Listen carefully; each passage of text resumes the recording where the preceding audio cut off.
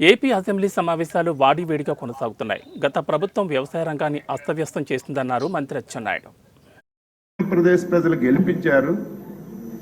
మీరు ముఖ్యమంత్రిగా చేసినటువంటి నిర్ణయాలు సరిగా లేవు, దీనివల్ల రాష్ట్రంలో అనేక ఇబ్బందులు జరుగుతున్నాయని చెప్పి మీరు ఆయన మంచి గురించి, ఆయన నడవడిక మార్చుకోవడం గురించి మీరు గొంతెత్తి మాట్లాడితే సొంత పార్టీ ఎంపీ అని చూడకుండా మీకు ఎన్ని ఇబ్బందులు పెట్టారో అందరూ కూడా చెప్పారు. ఆ రోజు నాకు బాగా గుర్తు, కరెక్ట్గా 2 గంటలకి మీకు ఎప్పుడైతే అరెస్ట్ చేశారో ఫస్ట్ అధ్యక్షులు వారు ఫోన్ చేసి, ఆయన ఏ పార్టీ అయినా మన పార్టీతో సంబంధం లేకపోయినా మనం దీని మీద స్టాండ్ తీసుకోవాలి, ఆయనకు మనం మద్దతుగా ఉండాలని చెప్పి ఏ రోజైతే మీకు అరెస్ట్ చేశారో ఆ నిమిషం నుంచి మళ్ళీ మిలిటరీ ఆఫీసులో మీరు రిలీజ్ అయ్యి హాస్పిటల్లో మీ ఇంటికి చేరినంత వరకు ప్రతి నిమిషం మానిటరింగ్ చేసినటువంటి వ్యక్తి, సమాజ శ్రేయస్సు కోరినటువంటి వ్యక్తి చంద్రబాబు నాయుడు గారు. ఆ రోజు ఎవరు మాట్లాడలేకపోయారు, ఎవరు బయటికి రాలేకపోయారు. ఢిల్లీలో ఒక రిప్రజెంటేషన్ ఇద్దామంటే ఎవరు పలికినటువంటి పరిస్థితి లేదు.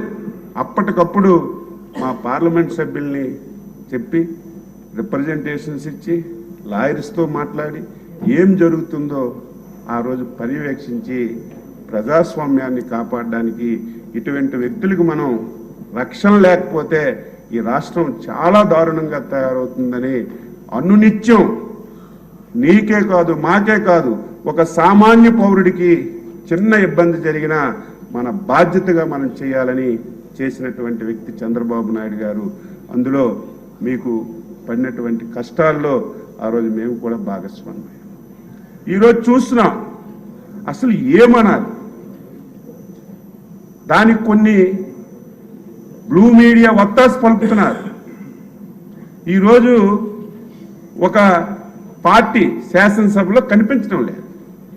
ఆ రోజు మేము చంద్రబాబు నాయుడు గారు ఫ్యామిలీని అవమానపరిస్తే నేను బయటికి వెళ్తాను, కానీ మీరెట్టి పరిస్థితుల్లో బయటికి రావడానికి వీల్లేదు, శాసనసభలో చివరి నిమిషం వరకు ఉండాలి, ప్రజా సమస్యలపైన పోరాటం చేయాలి, మైక్ ఇవ్వకపోయినా అవమానం పరిచినా మన డ్యూటీని మనం నిర్వహించాలని చివరి నిమిషం వరకు ఎన్నో అవమానాలు భరించాం.